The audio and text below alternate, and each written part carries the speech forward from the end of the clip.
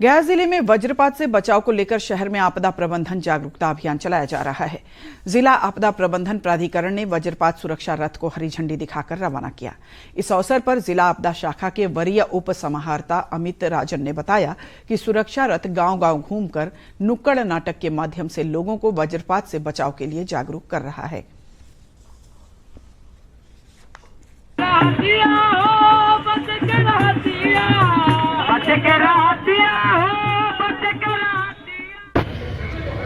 वज्रपात गया में एक भीषण आपदा के तौर पर दिख रहा है। वज्रपात में से बचाव हेतु इस बार हम लोग ने स्ट्रक्चरल एवं नॉन स्ट्रक्चरल सलूशन दोनों पे काम करने का सोचा है। स्ट्रक्चरल सलूशन के रूप में हम लोग त्वरित चालक, जो कि अरेस्टर बोलते हैं, और सायरन, जब वज्रपात होने वाला होगा तब सायरन एक फूटर के माध्यम से बजेगा, जिससे लोगों को पता चलेगा कि वज्रपात उस एरिया में होने वाला है, जिससे लोग अपना बचाव कर सकें।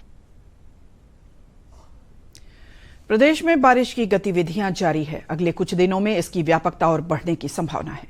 मौसम विज्ञान केंद्र ने प्रदेश में अगले 4 दिनों तक बारिश के साथ वज्रपात और मेघ गर्जन की चेतावनी जारी की है। मौसम विभाग के अनुसार राज्य भर में बारिश की स्थिति 2 अगस्त तक बने रहने की संभावना है।